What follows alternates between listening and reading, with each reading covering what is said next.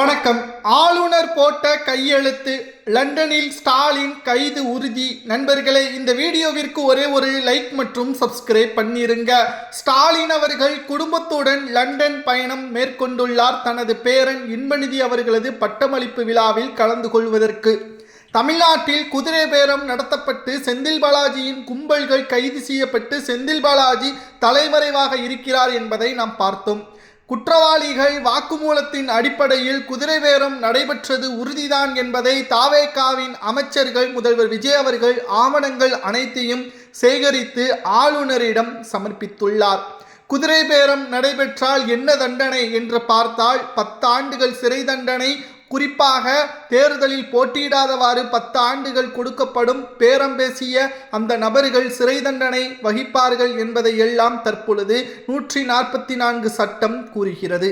தமிழக அரசியலில் ஒட்டுமொத்தமாக விலைக்கு வாங்கி திமுக மீண்டும் ஆட்சி அமைக்க வேண்டும் என்ற எண்ணம் அவர்களிடம் இருந்தது.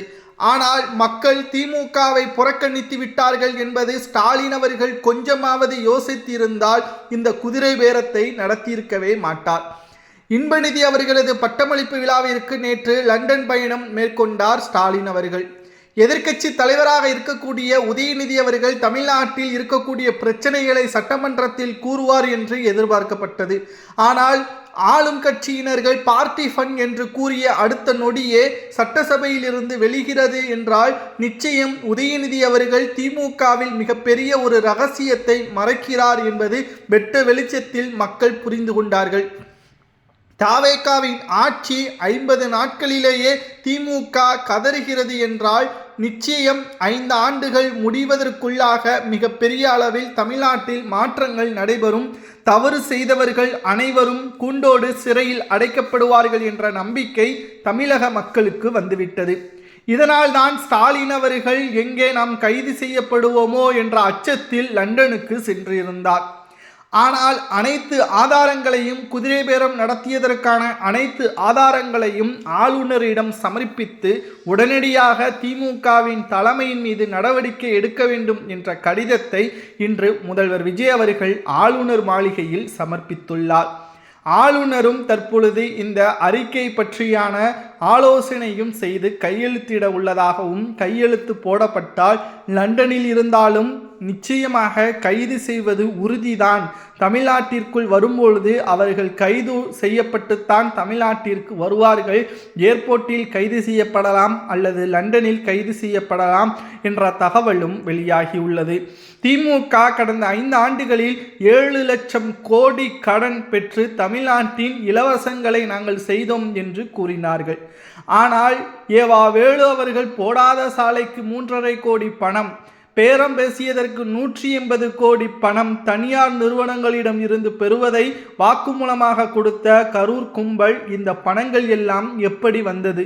யாரிடம் இருந்து பெறப்பட்டது? திமுகவின் ஆட்சியில் பினாமிகள் என்பது 34 கேபினெட் அமைச்சர்களுக்கும் இருக்கிறார்கள்.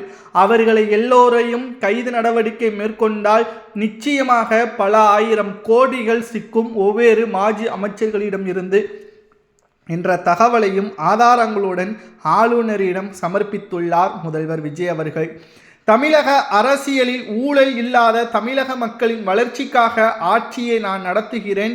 எந்த ஒரு பாரபட்சம் இல்லாமல் தமிழக மக்கள் இலவசங்களை நம்பி மட்டும் இருக்க வேண்டும் என்ற எண்ணம் எனக்கு கிடையாது. தொழிலை வளர்த்து மக்களின் வளர்ச்சியையும் இளைஞர்களது வேலைவாய்ப்பையும் உருவாக்குவதற்கு நிச்சயம் பணம் தேவை. ஊழல் செய்தவர்களிடம் இருந்து நாம் பெறக்கூடிய அந்த பணமே போதுமானது. நிச்சயம் தமிழ்நாட்டில் ஒவ்வொரு மாஜி அமைச்சர்களது வீட்டில் சோதனைகள் நடத்தி வருமானத்திற்கு அதிகமான சொத்துக்கள் இருந்தால் குறுகிய காலத்தில் விசாரணை முடிக்கப்பட்டு அவர்களை சிறையில் அடைத்து அந்த பணத்தை அரசு கஜானாவில் கொண்டு வந்து இளைஞர்கள், ஏழை மாணவ இளைஞர்களது வேலை வாய்ப்பை பெருக்குவதற்கு தொழில் நிறுவனங்களை அமைப்பதற்கான அந்த பணத்தை முழுமையாக பயன்படுத்தி கொள்ளலாம் என்ற ஆலோசனை முதல்வர் விஜய் அவர்கள் IAS IPS அதிகாரிகளது மாநாட்டின் பொழுது முதல்வர் விஜய் அவர்கள் பேசியுள்ளார். தற்பொழுது குதிரை பேரம் நடந்தது உண்மைதான் என்ற காரணத்தினால்தான் இன்று 6வது நாள் செந்தில் பாலாஜியும் அவரது தம்பி அசோக்குமாரும் தலைமறைவாக இருக்கிறார்கள். அவரது தாய் தந்தையிடம் ஒட்டுமொத்தமான ஆவணங்களை கொடுத்து செந்தில் பாலாஜி அவர்கள் நீதிமன்றத்தில் நேரடியாக ஆஜராக வேண்டும்.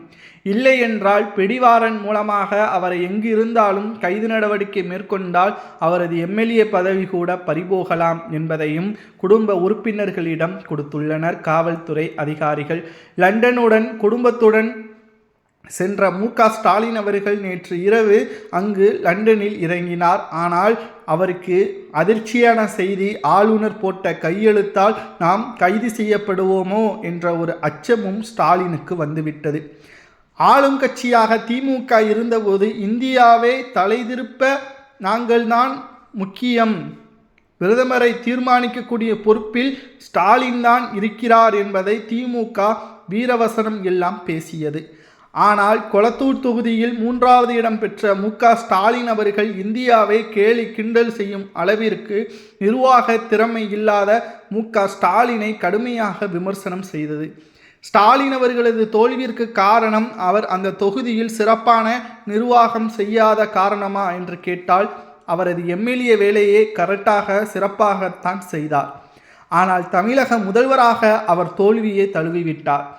மாஜி அமைச்சர்களை கண்டிக்க தவறியதும் நிர்வாகிகளை கண்டிக்க தவறியதும் கடந்த 5 ஆண்டுகளில் போதை மருந்துகள் தமிழகத்தில் அதிகமாக புழக்கத்தில் இருந்ததும் ஸ்டாலின் அவர்கள் பெறக்கூடிய அந்த கமிஷனால் தான் தமிழக மக்களின் வாழ்வாதாரமும் இளைஞர்கள் தவறான வழியில் சென்றதற்கும் திமுகவின் ஆட்சியில் இருந்த மிக மோசமான நிர்வாக சீர்திருத்த காரணம்தான் என்பதையும் முதல்வர் விஜய் அவர்கள் IAS IPS அதிகாரிகளது மாநாட்டின் பொழுது அனைத்து உண்மைகளையும் கண்டறிந்துள்ளனர்.